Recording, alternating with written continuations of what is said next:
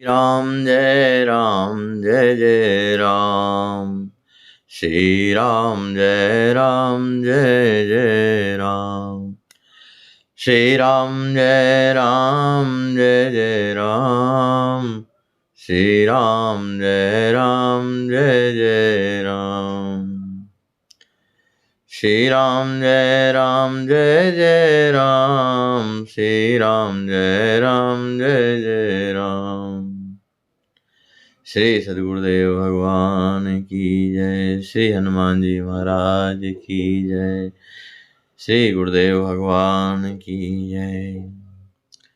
श्री सीतानाथ समारंभां रामानंदार्य मध्यमाम् अस्मदाचार्य पर्यन्तां वन्दे श्री गुरु परंपराम्। श्री गुरुदेव भगवान की प्रेरणा से, आज के सूर्य जी की इच्छा से हम लोग कुछ मिनटों का सत्संग करते हैं। मानव शरीर जो हमें मिला है उसमें भी बुद्धि स्वस्थ है, श्रद्धा हृदय में है, भक्ति है, निष्ठा है। अगर इतनी संपत्ति भगवान ने हमको आज की तारीख में दी है तो अगर हम अपना आत्म कल्याण करना चाहते हैं तो आगे इस वार्ता को सुनिए। अगर भगवत प्राप्ति से मतलब नहीं है आपको तो आप इस वीडियो को मत सुनिए।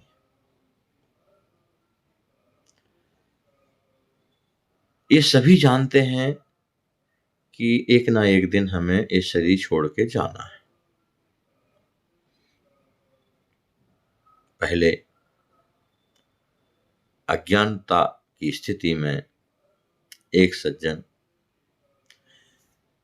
स्कूल में पढ़ते समय जो आजकल के वातावरण के कारण नास्तिकता की बुद्धि बनी रहती है, ये सब बेकार है, भजन करना, पूजन करना, पाठ करना, ये सब बेकार है। पढ़ो लिखो, बिजनेस करो, सर्विस करो, अच्छे ढंग से रहो, खूब संपन्नता हासिल करो, जैसे भी हो पैसा कमाओ, धर्म अधर्म से कोई मतलब नहीं। लेकिन उन सज्जन का मार्ग बदल गया। कब? जब उन्होंने जीवन में देखे दो चीजें। एक तो मंत्र का प्रभाव देखा प्रत्यक्ष, और दूसरा देखा पुनर्जन्म की घटना। जब एक वकील का मर्डर किया गया और वो मरने के बाद में 6-7 वर्ष का होने पर उसको पिछला जन्म याद आ गया और उसने सही सही जानकारी बताई। मैं वकील था, मेरा मर्डर किया गया था, मेरा मकान वहाँ है, मेरा इस मोहल्ले में मेरी पत्नी का नाम ये है, चलिए हमको ले चलिए। कुतूहल हुआ, चर्चा फैली। ये आज से 50 वर्ष पहले की बात है, 50-55 वर्ष की पहले की बात है। उस समय मीडिया का इतना बड़ा जमाना नहीं था। आजकल तो यूट्यूब पर सैकड़ों वीडियो पुनर्जन्म के पड़े हुए हैं। कोई ऐसा समाचार मिलता है तो मीडिया वाले पहुंच जाते हैं, रिकॉर्डिंग ले लेते हैं।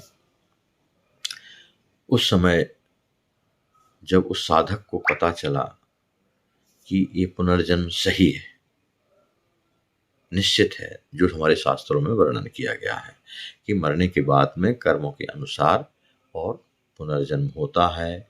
कोई कुत्ता, बिल्ली, गधा, सांप, बिच्छू बनता है, अपने अपने कर्मों के अनुसार दंड मिलता है।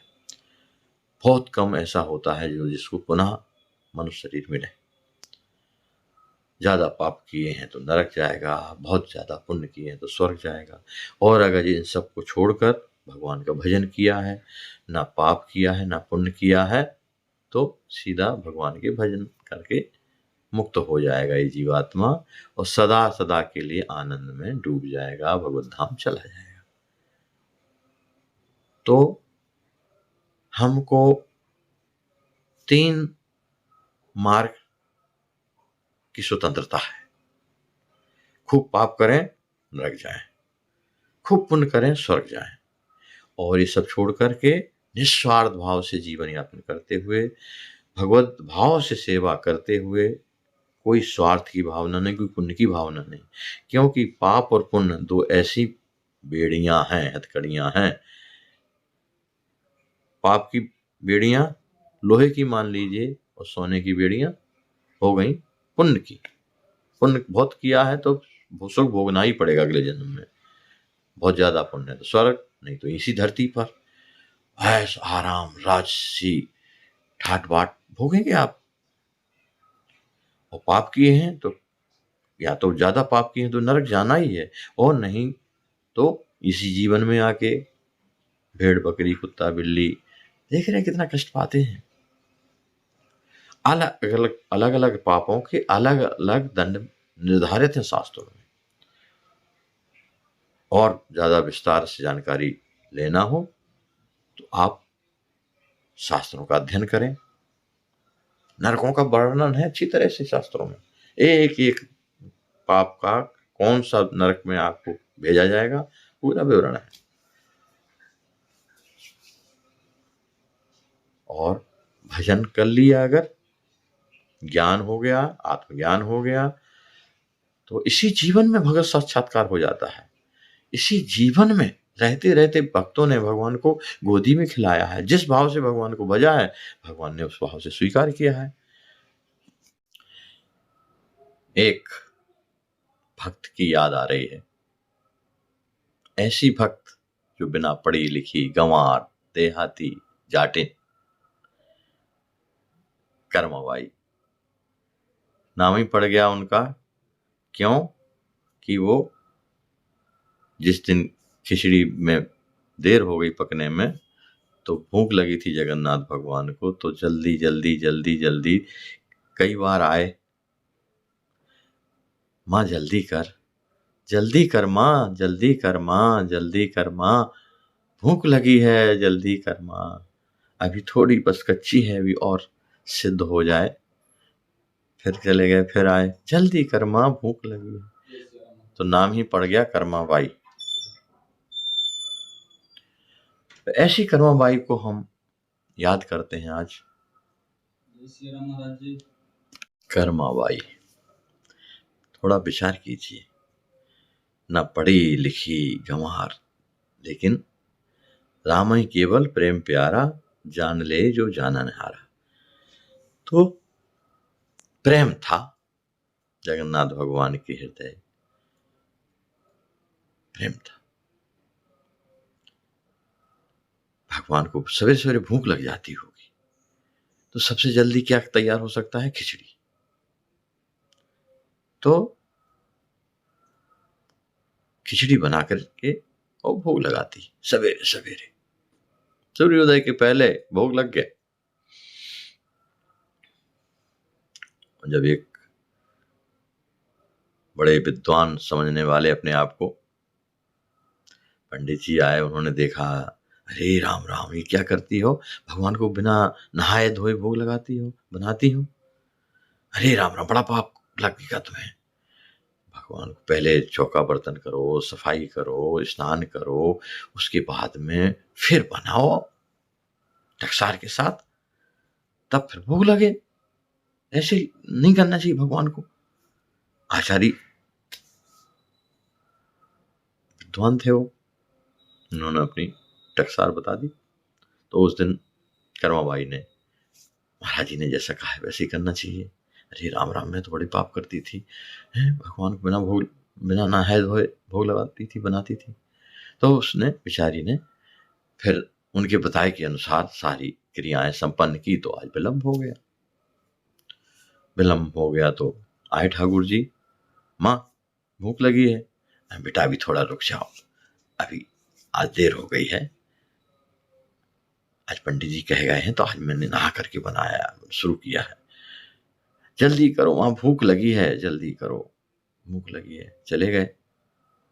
फिर थोड़ी देर में आ गए, माँ बन गई खिचड़ी, दो, हमें भूख लगी है, खिलाओ। कई बार बेचारे आज ठाकुर जी आए हो गए। फिर जब खिचड़ी तैयार हो गई तो भोग लगा, पाए पाए। और आज लीला कर दी ठाकुर जी ने। क्या लीला कर दी?